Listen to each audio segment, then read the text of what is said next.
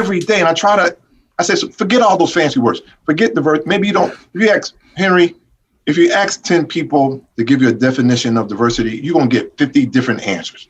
Yeah. The same way with equity, the same way with inclusion. I get rid of those words. And I just say, okay, I'm a huge football fan.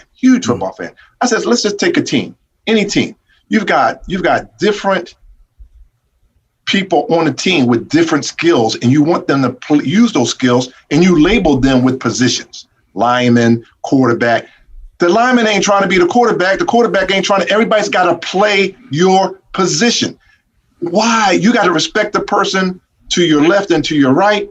You got to count on them to do their job, which helps you do if they do their job, it helps you do your job better. And what I try to get them to do, if you got somebody on the bench with a uniform on, with a number and a name, but they don't feel like they're part of the team, that's your job to say, whoa, what's up? Maybe you haven't got many minutes, but you still are part of this team. Be ready to step up when the next man goes down. Mm-hmm. Be ready. When I call your number and put you in the game, you practice, you show up, you know the plays. Pete, that's respect.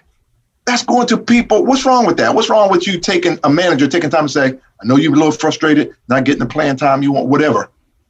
And that's what people have gotten so inundated with, they've gotten totally confused. I try to make things simple for folks. And those clients that we have at Icarus Consulting, that's what we do. We try to help them understand you want W's. So let's talk about how you get W's. Mm-hmm. And now, if you don't want to get W's, then you don't need me. Right. You don't need me to tell you how to lose.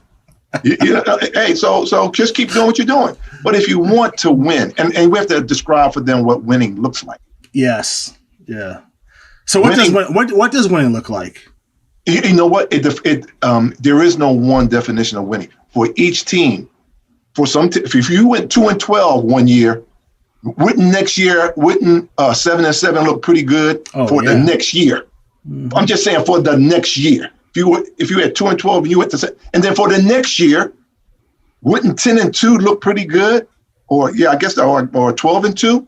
You see what I'm saying? Winning has to be defined by each organization at each snapshot in time. Come on, man, we're coming back from COVID. Winning looks different for a company that had to lay off 50% of its workforce and was one payroll away from bankruptcy. Winning in April of 21 looks different than it did in November of 2020.